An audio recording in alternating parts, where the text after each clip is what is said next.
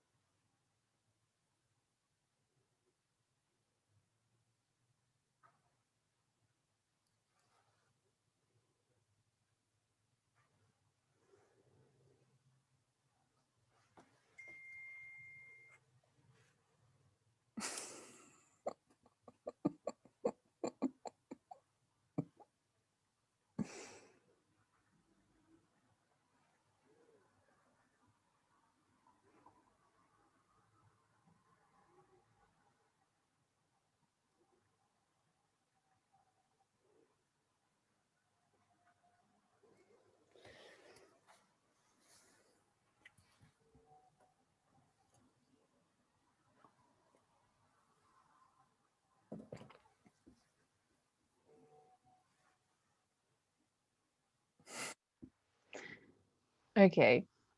I think we might begin with a small introduction as we settle into this evening's program, which is the latest edition of our books series, which is a monthly series hosted usually in the bookshop of Melly, which is currently closed for a temporary lockdown, but nonetheless, we're very happy to continue in this process of getting to know some special guests by getting to know a list of books that they propose, which indicates some books that are held very dear and that are also charting ways forward within the practices of our guests. So this evening we have none other than Maria Lind, curator, I would say cultural leader and steward, and charting some very exciting new pathways within that field. So thank you so much for being with us tonight, Maria.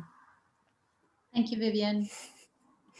And this evening's event has a bit of an exciting double function, because not only will we be looking at 11 books, which Maria has compiled for us tonight to reflect on and to get to know a little bit, but we are also launching the latest of Maria's publications, which is called 7 Years, The Rematerialization of Art from 2011 to 2017. It's published by Sternberg and it's designed by Metahaven. And we're just going to bring up a quick slideshow of the cover now as a bit of a plug for this book. So Maria, maybe we can start by talking about this book and by talking about what it proposes as a time frame. From 2011 to 2017, I mean, certainly within my world and practice, that was a period of time in which I moved across the world and really threw everything upside down and completely changed my career. I wonder, what were you doing during that period of time, and how does it mark, a block that you could then reflect on in a book like this? Most importantly, the book contains my columns in Art Review magazine during those years. And a bit like you, I was traveling a lot, but I was also the director of Tensta Konsthall, an art center in a suburb of Stockholm. I see the book very much as a chronicle of that period through myself. So a subjective chronicle where almost all the pieces start from an artwork, a specific one, or an exhibition. And writing in this way came out of spending 3 years prior to 2011 as the director of the Center for Curatorial Studies, Bard College, which was great. But I felt that in general discussions there and elsewhere with friends and peers tended to lean too much towards structure, infrastructure in particular. And I longed for another focus on art, on the work, which is the reason why at least I am involved with this. Mm-hmm. I mean, the book, it feels as though it goes into the grain of a number of artistic projects, but it also articulates a bit of a community. And I kind of want to make a shout out to some of our friends that we have in the room who are around the world. We have Brian Kwan Wood in the room, streaming in from New York. We have Bina Choi, who's a close associate coming in from Korea. And we also have streaming in Sophia Hernandez Chong Choi, the director of our institute, who's tuning in on a train as she crosses back across the Netherlands, and who also contributed to this publication. But I'm interested if you could reflect on, the community that this publication also articulates. That's not a conscious articulation, but I understand what you mean. So it's artists whose work I've been looking at for a longer period of time and sometimes new acquaintances, but it's also part of a discussion that I've had with the people that you've mentioned who are with us tonight, which are certainly connected to contemporary art, but also to the condition in the world, to politics, to poetry, to other things that pertained during those years to my life. Mm. And so if we could consider that this book comes after a period of time in which, as you've said, the the discourses of the curatorial really emerged and took center stage within the field of contemporary art. Your work at CCS was absolutely crucial in that. And that was a period in which the relational and social dynamics of art was at the fore. Within this period, 2011 to 2017, what do you think, in addition to like a focus on artistic practice per se, what do you think is the shift in focus? I'm not sure, actually. Maybe you have thoughts on that. I mean,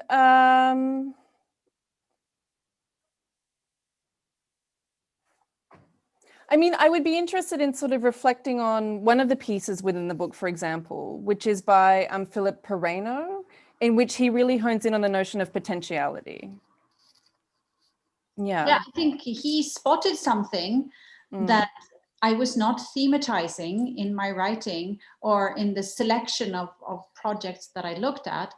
But obviously it reflects an inclination, an interest of mine, thinking about art as a form of understanding that helps us grapple with reality, and where there is often some kind of sense of that which is not yet formulated, that which is not yet clearly visible or palpable. So, but it takes a great artist and a great writer to extract that from however many texts there are in the book. Well, it's a book that, I think we'll pop back to considering this book as we go through the list of books that you've proposed tonight, because some of those books do tie into moments during that period of time and into projects that happened during that period of time, such as the Gwangju Biennale, which we'll come back to at a certain moment in the future. But for now, as before we move on to sort of jumping into the books, I also really wanted to take a moment with this beautiful image that you sent us. We always, with the books, have an image of the guest or of at least one of their books. But in this case, you proposed this drawing. Can you tell us some things about this? Yeah, it's a portrait of me made by the artist Bernd Kraus, who for many years was living in Rotterdam and who's still working in Rotterdam. And about 10 years ago, I asked if he would like to collaborate with me on something that I had felt was complicated for some time, namely to send around images of myself for symposia, for lectures, events like this one. And he agreed to make such portraits, his way of doing them. Of course, I know his practice really well, and I love the quirkiness, the cheekiness, but also the engagement that is there all the time. So I've used a number of different portraits over the years that he has produced. And I think for me, it works really well to be filtered by an artist when I'm supposed to present myself in this hyper self-conscious world. Mm-hmm. One of the conversations we've been having within particularly the events programs at the moment has been how to navigate around the formats such as the Zoom format that we're being required to sort of deal with each other in at the moment, and how to deal with what I would call the frontality of Zoom, or the way that you tend to be sort of in this exaggerated face-to-face kind of framed way. And we've been discussing a lot of how can we soften the edges, how can we try to build some kind of intimacy into online engagements. And one of the real leads for us has been our colleague Emily Mice, who works in our schools program with high school students. And since the COVID crisis, she's been working especially with students in special schools, because they're some of the only schools that still really have a necessity for engaging with contemporary art, for whom online literacy and numeracy doesn't function, but for the students of a particular special school coming into the contemporary art space is still invaluable. And one of the tools that she developed for opening up the space of art was to have conversations with an artist, but for the students to do a drawing and a portrait of the artist before the artist began to speak. and then starting with that portrait and starting with all of the things that those portraits conveyed in terms of ideas, anticipations, a sense of the character, it enabled a space in which conversations were possible. So I was, really reflecting on that, looking at this image, and I think it's terrific in terms of exactly the way that you say that the headshot, the bio is such a, is such a trope of the professionalization that's occurred in contemporary art, exactly in the period that this sort of 7 years publication is also reflecting on. True. So the first of the books that you've proposed within the list is Paul Preciado's Testo Junkie. And I'm interested, so of course, Paul had a sort of a re-emergence of attention within the field during the Corona period because of this lost love letter and this intensive reflection on a period of illness during Corona. But I'm interested to know why this book of Paul's, Testo Junkie, was one that you're reading now as well. Well, first of all, I should say that the list that I compiled is not a deeply reflected list. I decided to take a different approach, to just write quickly a number of books that have been important in the past, that remain important, and also some things that I am reading at the moment. So Testo Junkie in that mix is inspirational still. I read it the first time maybe 5 years ago or something, or a little bit more, because it is about doing theory. It's about making theory. It's learning by doing while philosophizing at the same time, theorizing at the same time, and also relating very concretely to the surrounding world. And at the core, as a feminist, as a non-essentialist feminist, I was very attracted by the fact that the thing that we tend to think is the most steady, the least malleable in terms of our body can be changed with chemistry. Mm-hmm. So it's a book that that really combines, as you've said, like the form and the content of doing theory. Yes, exactly. I think that's a theme that we'll sort of maybe see through some of the books of this evening. Also, I wanted to mention as a bit of a shout out and an acknowledgement that, of course, one of the things that we've been very busy with has been a change of name of institution. And within that framework, Paul's reflection that a name is a debt within a sort of a philosophy of a transgender process of renaming has also been one that's been very influential in negotiating what it means to divest from the name that we had formerly, Vida David, to the new name that we will be taking up, which is Melly. So there's a shared interest in Paul's work at the moment as well. So the next book that you'd mentioned was History and Madness by Michel Foucault. I think this might actually be the first cover of the French edition. And it's more of a historical book. I imagine it's one that you might have read at an earlier time. But I'm interested to know its ongoing continuity for you. Yes, I think it's foundational in my case.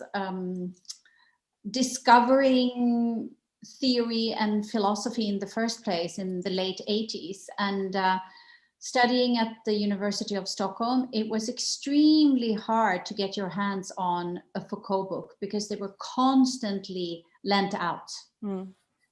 So I had to wait, and then I finally could read this one, but I of course had to return it. So I eventually ordered it and waited for a couple of months until I got it in English, of course. So it's methodological and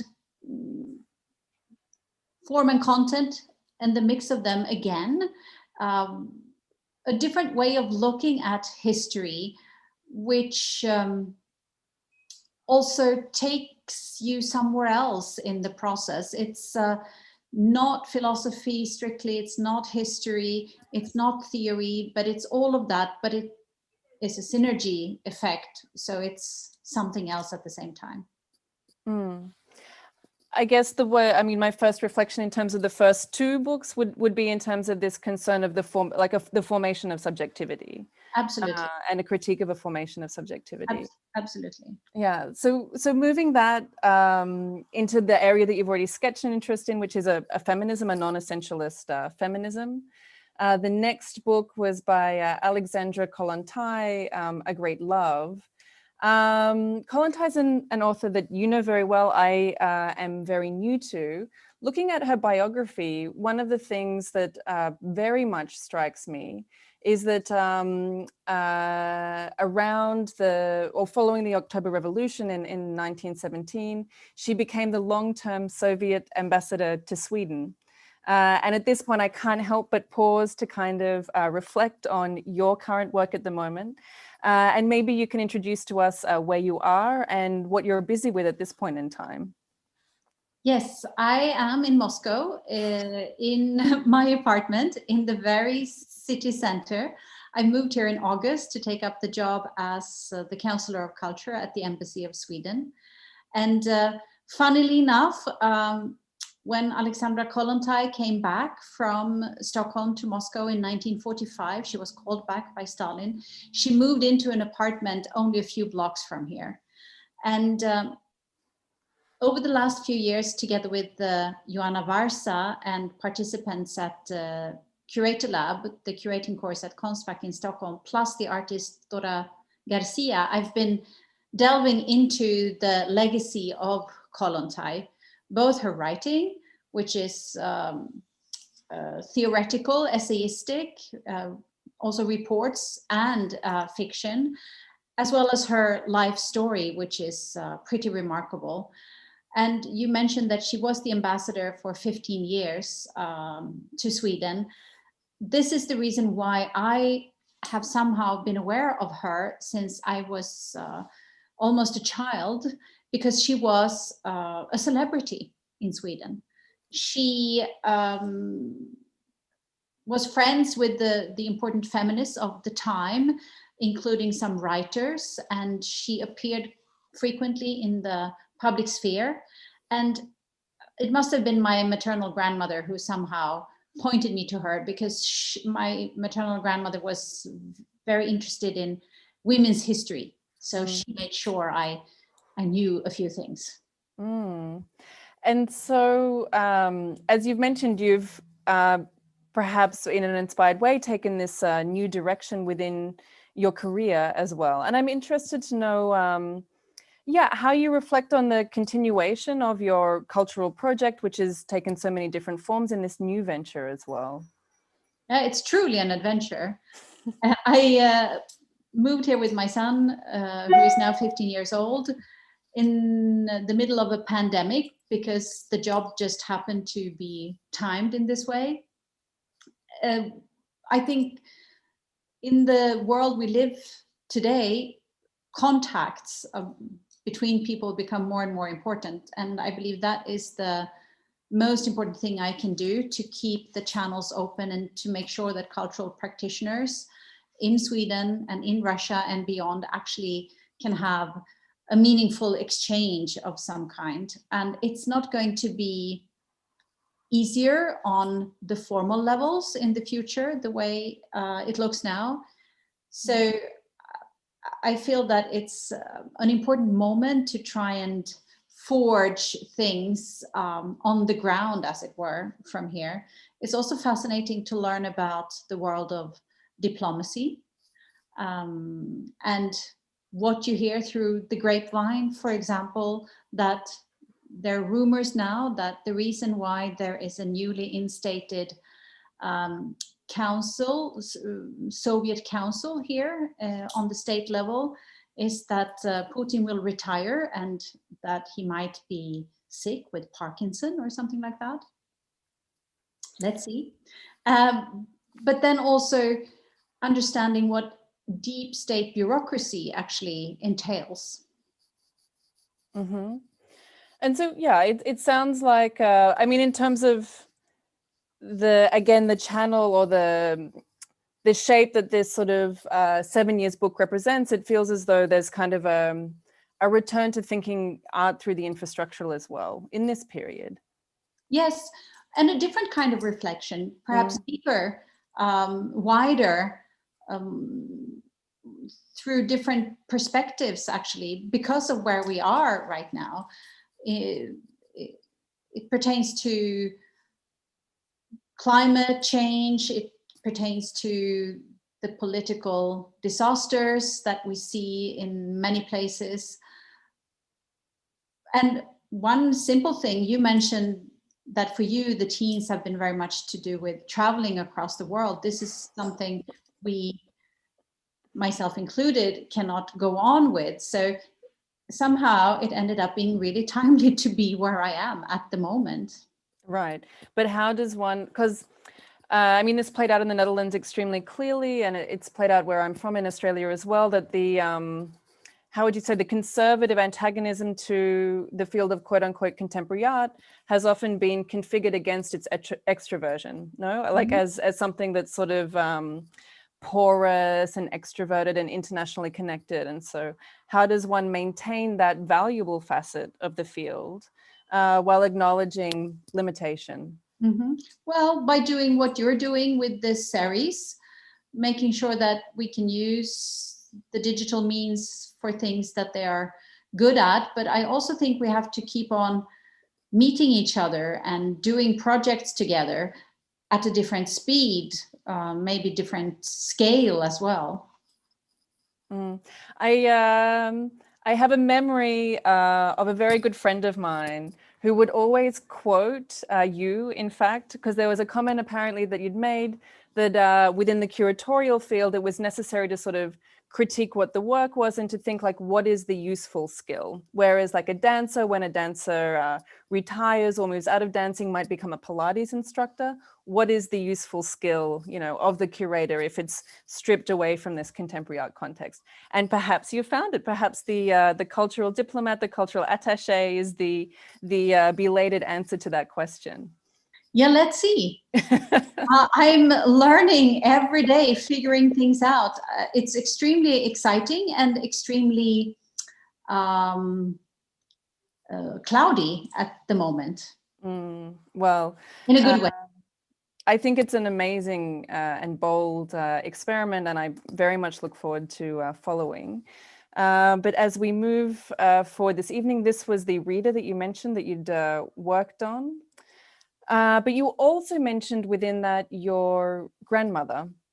And when we were preparing, you also mentioned your grandmother in relation to this book, Women and Apple Trees. And why is that? It's a novel by Moa Martinsson, who was the foremost female worker writer, as it were, who wrote about the life of working women. And this one is about several generations of women who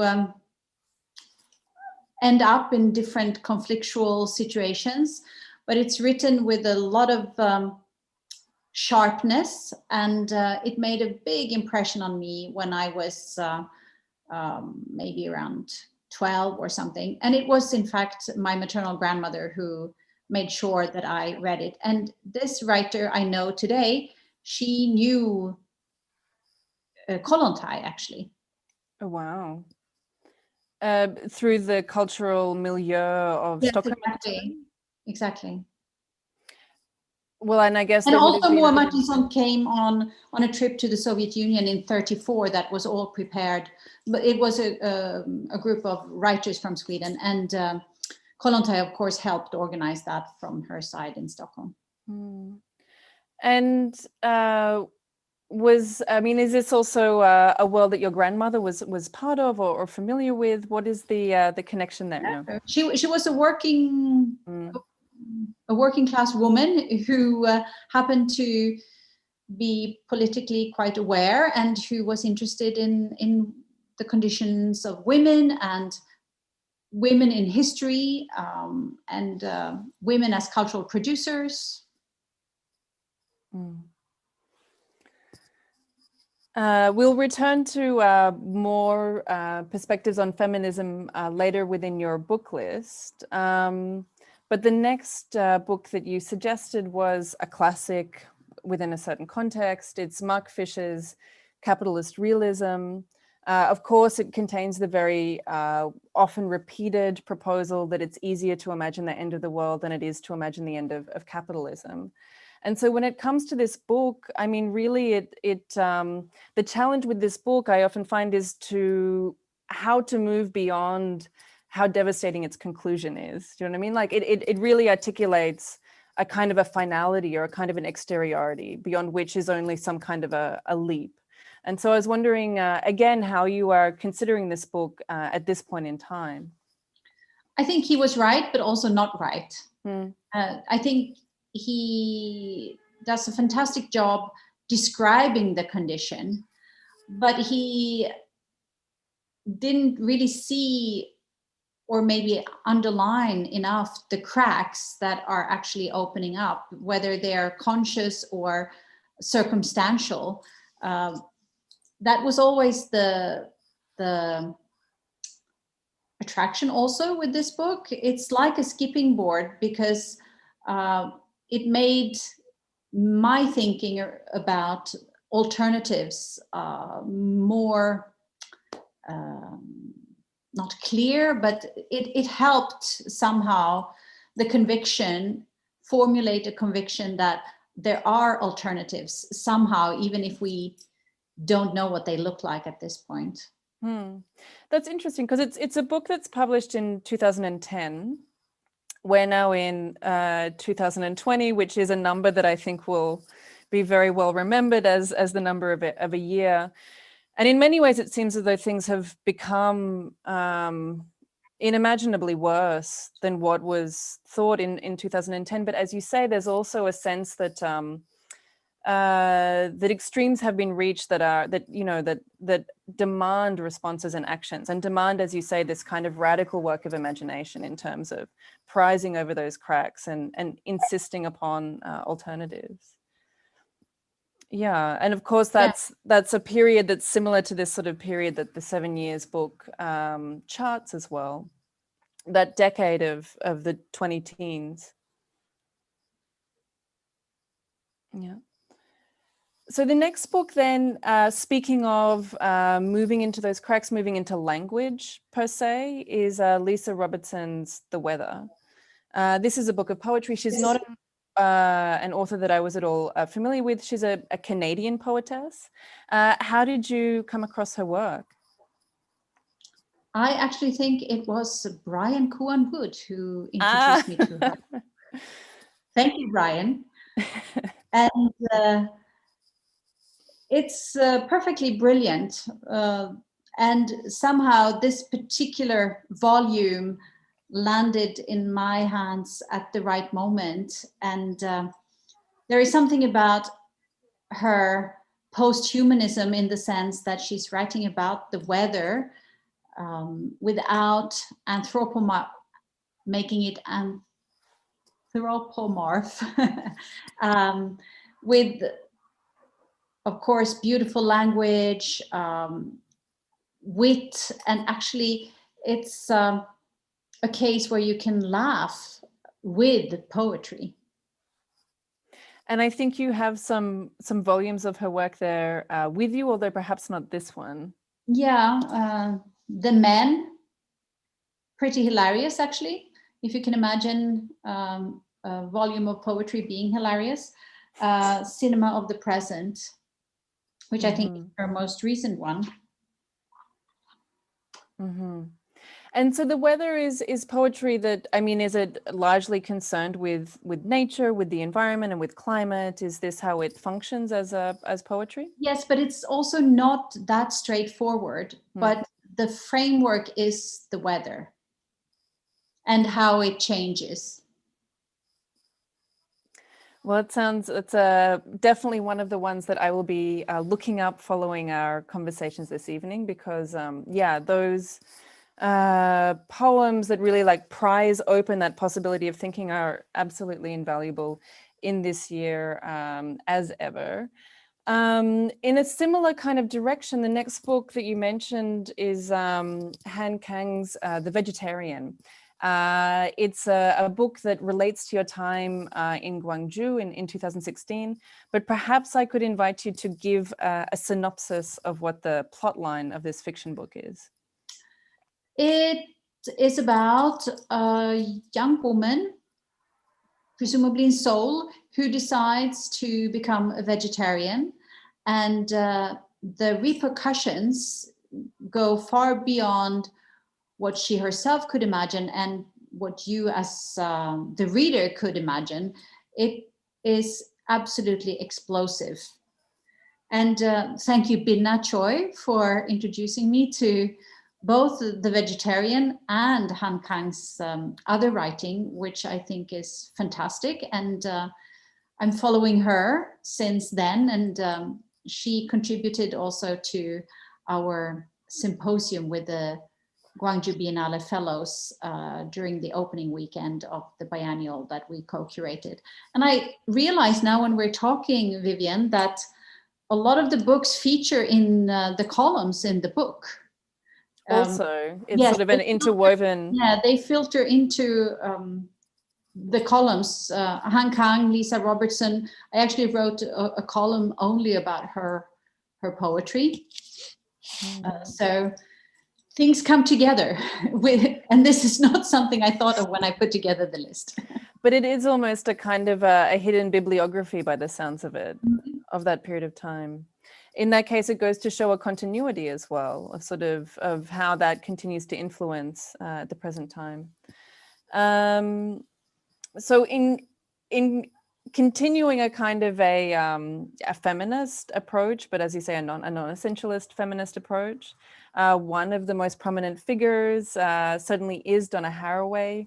And this book in particular, Staying with the Trouble, is a book that has really the flavor of the zeitgeist. It's a book that in doing studio visits with MFA students, often in visiting in these kind of para-academic settings like in the Netherlands here, the ateliers or the Rijksacademie. This is a book that is very frequently found on the desks of young artists. It clearly is speaking to us needs and urgencies at the moment. So with that said, I think, you know, the question for this book for yourself is indeed how you would reflect on it from your current position, in moving into cultural diplomacy. Well, it's the zeitgeist, and it's also her take on collaboration, symbiosis, and the absolute necessity of taking that seriously. And it's also a fun read. I'm part of a little reading group in Stockholm with the people such as the artists Petra Bauer, Andreas Eriksson, Olivia Plender, and Golden and Seneby, and Mats Lederstam. And this was one of the books that we read a few years ago. So it's also connected to our interesting, rather vivid discussions in this little group of friends who read and discuss books together. It's interesting because it's a book that's very much about relating and ways of relating, and of course that's the work that you're doing within this diplomatic situation. No, like, is it possible to have a relation? Are there cordial relations? How can relations be kept open? Yeah, exactly. Yeah. So the next within this little little library of the self, yes, is a substantial book. And it's substantial in only way that history books can be. So it's a true story. It speaks to the physical context that you're sitting in a Moscow apartment at the moment, but it speaks to a very, very specific Moscow apartment that was built in 1931 that was called the House of Government. And maybe you can continue with some of the background of what this book is about. Yes, it's a huge complex, 500 apartments, inaugurated in 1931 for the party cadre, so for the upper echelons of the Bolsheviks. And I happen to live in apartment number 420. In the same staircase, the architect of the building, Yufan, was living on the top floor. He might be familiar to some of you because a never realized project by him appears in many handbooks of 20th century architecture, namely the Lenin Monument, the one which is like a several hundred meters tall building on top of which there is a 50-meter tall Lenin statue. The book is an attempt to write the history of the Russian Revolution, the Bolshevik Revolution, and the 20s and 30s through this very building. And it's archival research, proper archival research, at the same time as it goes into very interesting discussions about this history, but always interweaving the histories of the people who lived here, from children to grown-ups. For instance, Stalin's in-laws, the two different sets of in-laws that he had, they lived in the other part of the complex. Khrushchev lived here in the 30s. Mikoyan, who was the head of state in the 60s, lived here. So it's incredibly interesting. And there is, in fact, a small museum in the building about the building. I had no idea that you were actually in this house. I mean, I thought that you were just in a Moscow apartment, but you're actually in the House of Government. I'm in the House of Government, believe it or not. I mean, how did that happen? Was that something that was a project of yours? Had you read the book before you went to Moscow, or did you move into this building and then discover the book? I knew about the building because it's famous, and I had been to the museum with Dora Garcia when we were here for our Kollontai research. Because of the pandemic, when I got the job, it wasn't possible to come here to look for a place to stay and a school for my son. So we had to do everything remotely. I knew the building. The location is great, also in relation to the school of my son. So I asked the embassy to look for an apartment here, and they found one.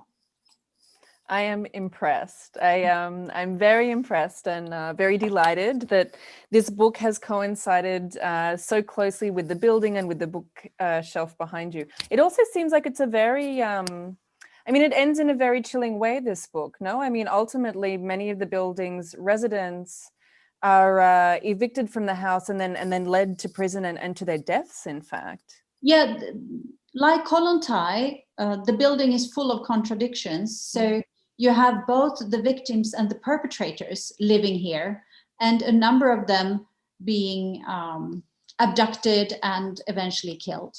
So through the museum in the building, I'm now finding out precisely who was living in our apartment.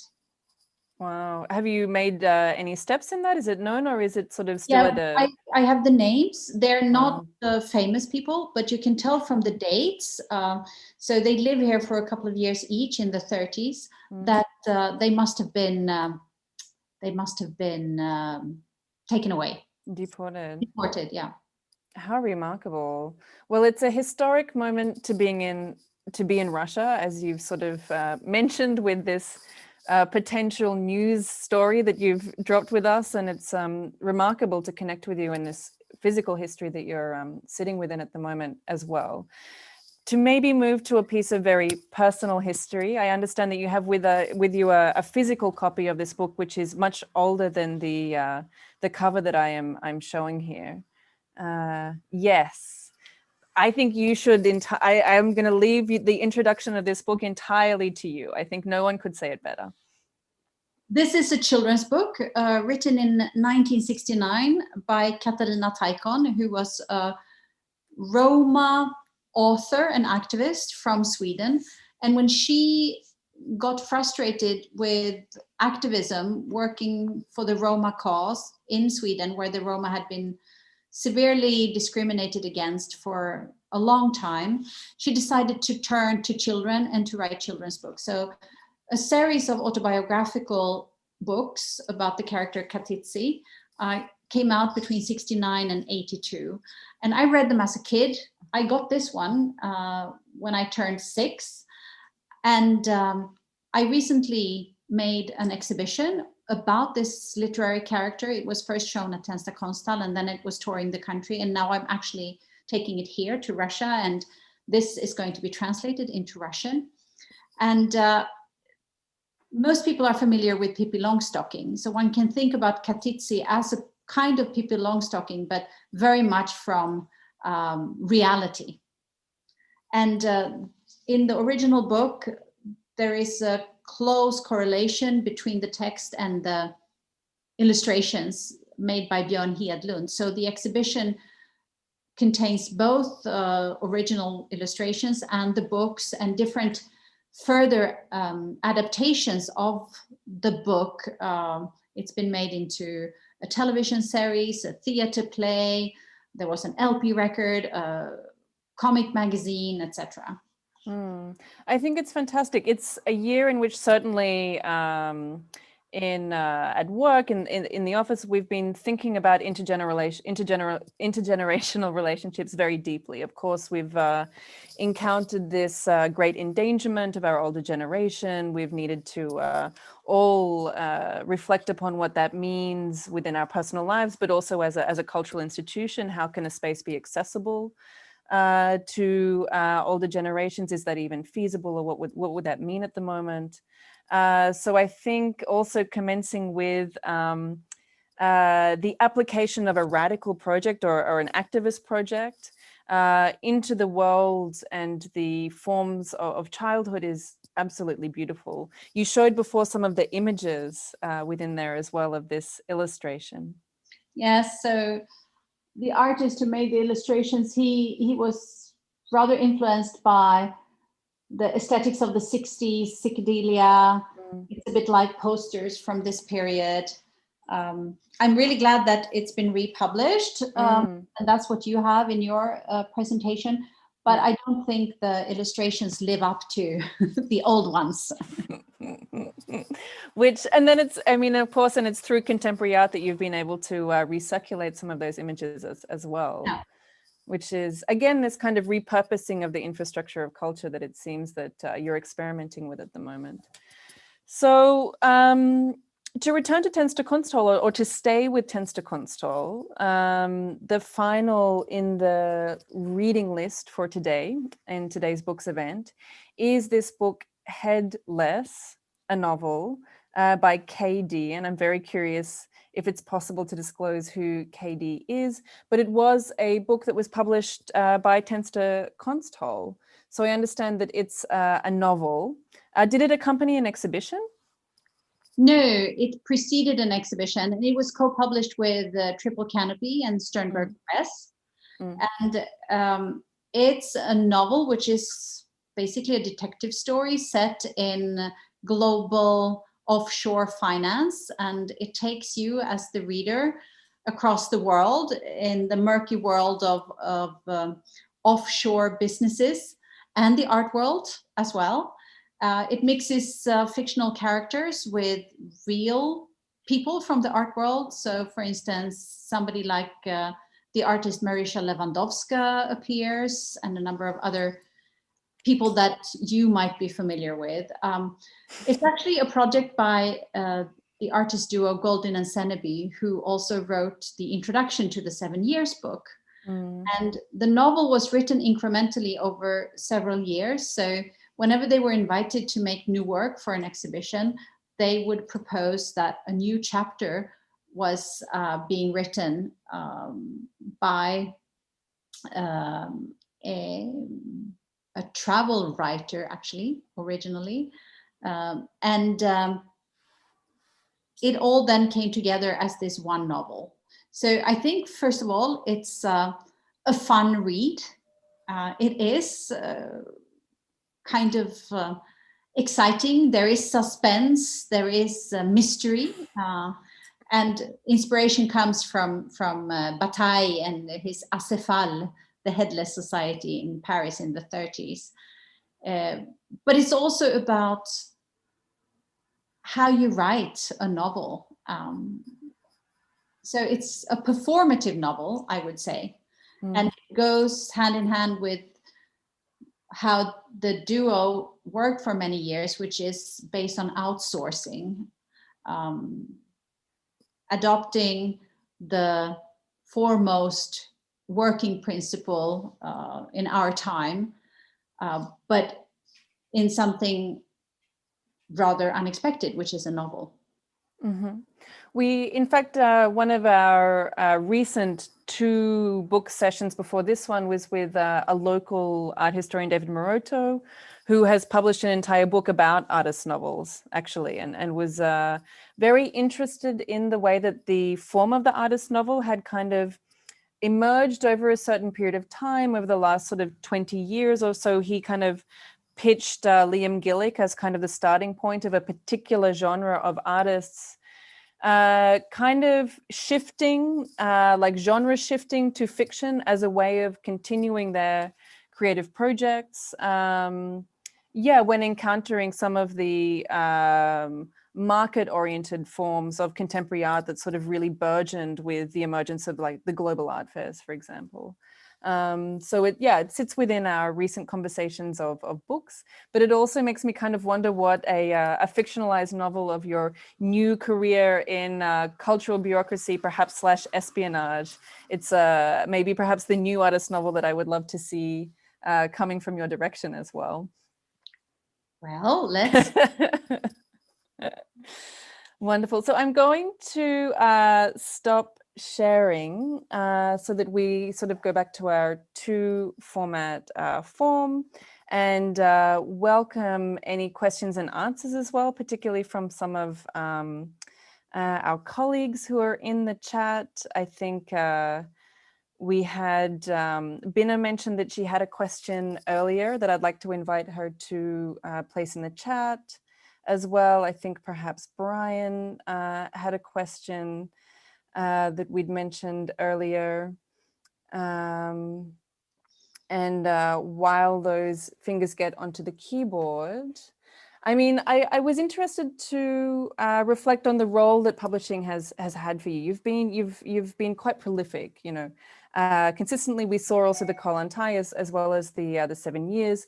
It is your second publication with Sternberg, and I'm interested to know why publishing has accompanied curatorial practice for you over a long period of time. It happens to be my modus operandi to constantly having been rolling on 3 wheels. So it's curating, it's writing, and it's pedagogy or teaching. And I have found it virtually impossible to only do one at a time. I seem to need the 3, and they definitely affect each other. So columns in the 7 years book might have evolved into an exhibition project. Work on an exhibition project leads to a series of seminars, which then feed into a text. So somehow that has become my methodology, and I am still energized by it. So I hope I can still do it to some degree, although at the same time really differently in my new job. I would like to say 2 things before we go into the Q&A, and the first one is that I'm super happy with Metahaven's dynamic design, so thank you, Vinka and Daniel. And also the book is dedicated to my other grandmother, my maternal grandmother, Tyra Lind, who passed away in 2011, the year when I started to write the columns, who was always such a wonderful force in my life in terms of encouragement, etc.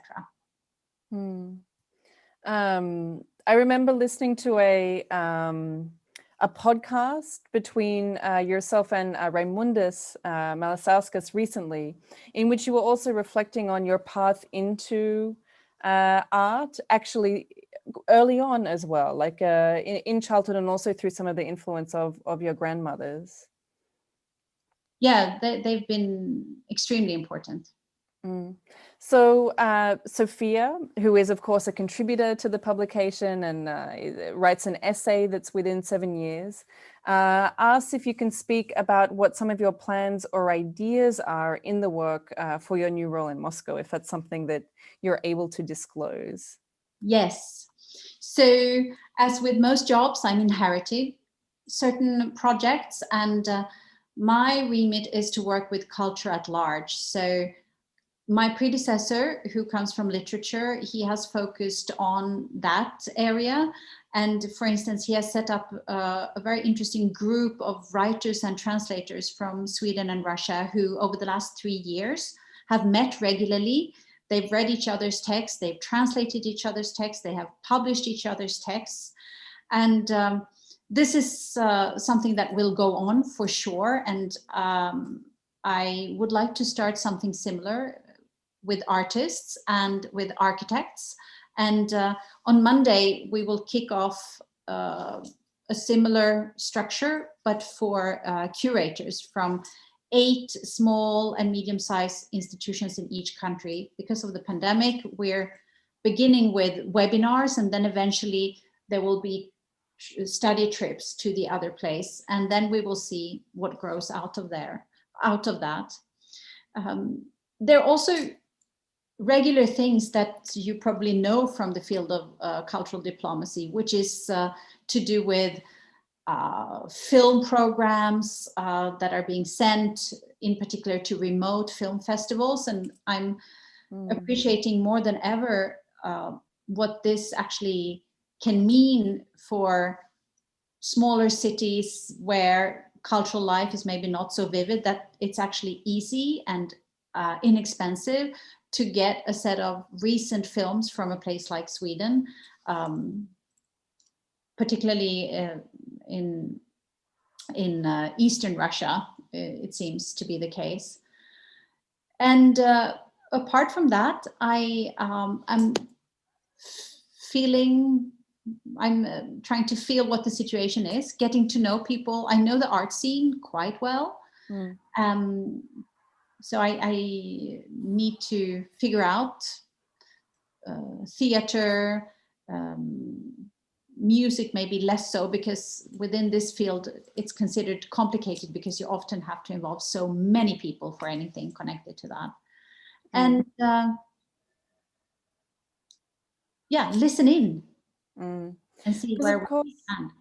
Because of course you've worked in Russia before. One of the topics within 7 years, or one of the things touched on in that period, is that you curated the Ural Biennale at an earlier point. Is that right? I visited the biennial in Yekaterinburg, the Ural Biennial, the Ural Industrial Biennial, which I think is one of the most interesting biennials in the world. I've been there a few times, but I used to work in the Soviet Union and Russia a long time ago, 30 years ago. I worked here as a tour guide. So I'm familiar with the country since the 80s. And since the 90s, I've been working with artists from here quite regularly. So there's a question that's come in from Ileana Ramirez, who sends greetings from Caracas, which is a city that she recalls your meeting actually with the Cisneros collection, which would have been another connection for us. And she's interested to know how you are moving in relation to post-Soviet narratives in terms of contemporary art and moving into the field compared to the Western European region that you are coming from previously. I'm following up a few things that I'm familiar with from before. and trying to meet new people and see new things. And it seems as if there is a younger generation that is becoming more visible here, like in many other places. And what I hear is that it's and it's familiar, less physical, less offline than before in general, and specifically during the pandemic. The narratives are quite varied. Some artists are dealing super interestingly with the legacy of the Soviet Union. For instance, an artist I met with yesterday, Misha Tolmachov, who's been interested in Afghanistan and the Soviet presence there and the veterans. And he's creating fascinating work based on drone imagery of particular sites where battles took place in the 80s. And another artist called Pavel Adelnikov, he's been looking at the chemical industries in his hometown. He's done archival research there. It's a few hours outside of Moscow. And his background is painting. So he's translating this post-Soviet, rather traumatic experience again into large, kind of realistic, eerie paintings of the ruins of the industrial landscape. Mm. I mean, one of the things that emerges very quickly is the way that the role is sort of encouraging a kind of an ecological perspective in terms of what it means to be an agent within culture, but also looking, at the networks beyond city hubs. Also looking at what is the entire, cultural infrastructure of a place and how can that be connected and circulated and nourished. And I think it's clear that a lot of things go on beyond Moscow and St. Petersburg, two big centers. So I've seen myself a little bit. I went to Nizhny Novgorod a while ago. I hear people speak about what seems to be great initiatives, self-organized. So there seems to be a wave of self-organization, of diminishing interest in the official structures, private or public. So another question then, and it's from Brian Kwan Wood, who says hi and expresses that it's astonishing to remember your long appreciation of Kollontai, and especially in relation to your new role in this opposite direction from Stockholm to Moscow, which begs an obvious question, says Brian, which is what you see or feel defining our time, especially in relation to your research on Kollontai and her time. That this is a tough moment right now, politically, and she knew what that meant during her lifetime. Many people are astonished that she could do what she did as a vocal critic of both Lenin and Stalin. And in fact, she was the only person from the first Bolshevik government, she was the Commissar of Social Welfare, who died in her own bed, in addition to Lenin and Stalin. All the others were killed. So that speaks to a certain kind of negotiation, which had a high price for her personally, I think. And I'm not sure if that is a model to follow, but I think it helps thinking about how it's actually still worth being reflective, being critical, while not, giving up on your own ideals, which I think she never did. There is a big difference in Russia between the urban centers and the countryside, even within Moscow, between the city center and the suburban areas. And we know the legislation around LGBTQ people, and also in relation to women. And this is not going to improve, it seems. So it's not an easy time. It's not looking like things will, let's say, be more open in the near future. I mean, I really note this kind of awareness and negotiation of a context in which there's a stark contrast between an urban and a sense of country, we would say in Australia. I mean, it's something that I understand is very important in the poetry of Robertson, and that you sort of also reflect on in Sweden, in your own experience of what it means to sort of have a keen awareness of land, of country that's greater than one is. Yeah. So there's another question, which is from Binna. And she suggests that we consider again the subject of writing. And her question very specifically is whether there's a habit or habits that you've been consciously keeping over all this time in order to continue to write in the midst of all of the curatorial and care and creative work that you've been so busy with. I almost always say yes to an invitation to write, even if I know I don't really have the time, which is annoying for editors sometimes because it means I'm not always on time with text, but it means that I have to write. When I did the columns for Art Review, it was easy. I could write every month, and I did write most months, and that was a fantastic routine. It was like exercising, writing short pieces quickly about something that I had seen recently, come across recently. And now I still use the first version, saying yes as much as I can. Obviously, in my position, I cannot do as much, and I'm also not supposed to do many things outside of my job. And also thinking about new projects. So to have a reason, to have a formal reason to write helps me. And I do it everywhere. It has to start with making notes by hand with this particular kind of pen. And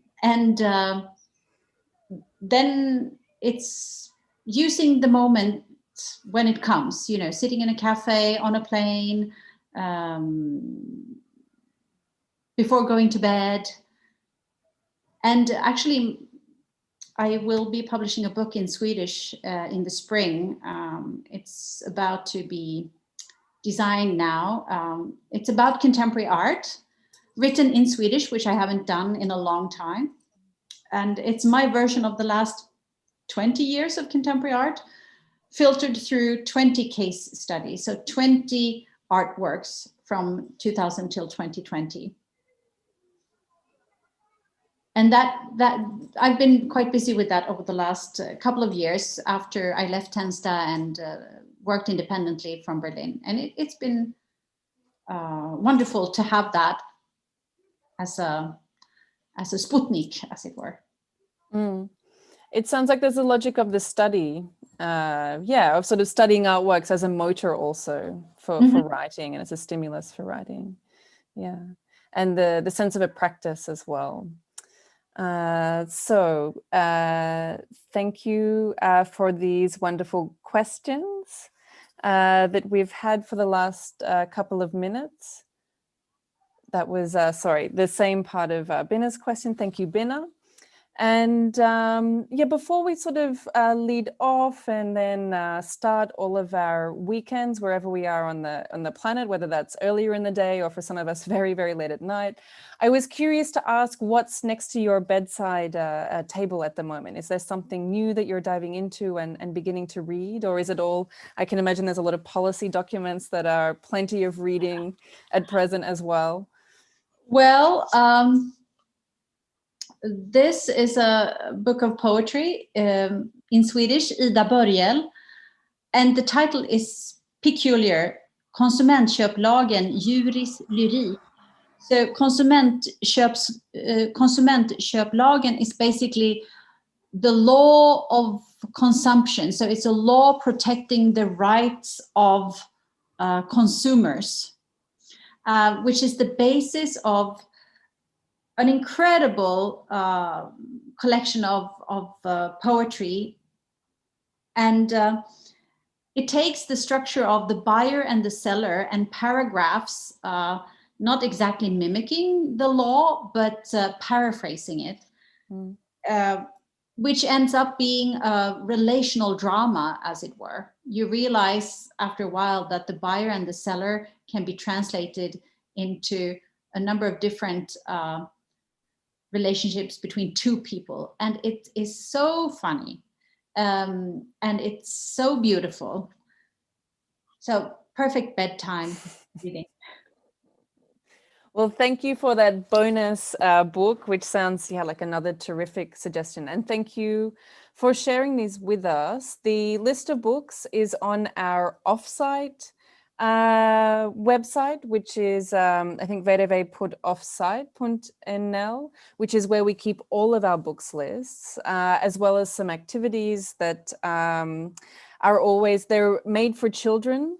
In terms of the beautiful children's book that you wrote, these are activities that are made for children, but that anyone can do to engage with our exhibitions during this period of time that we are not physically able to have guests within the exhibition. So the reading list will live on. Once we're able to reopen the bookshop, we'll look at stocking some of these books so that those in the Netherlands can come in and buy them. And Maria, we will look forward with great interest in what your next steps are, in how these trains of thought in terms of the relational, the feminist, sense of potential continue to evolve in your work. So thank you for sharing these thoughts with us this evening. Thank you so much, Vivian, for excellent moderation. And thanks to you and to Sophia for inviting me to do this, and to all of you who joined us on a Friday evening or Friday afternoon for some people, and Saturday early morning for yet others. Absolutely. So we're experimenting with music outros for our public programs at the moment as we leave Zoom to have a bit more of a cinematic feel. So I'm not sure if our technicians are able to pipe through some music, and we'll permit everyone to leave the Zoom room at your own leisure. So good evening, and thanks once again.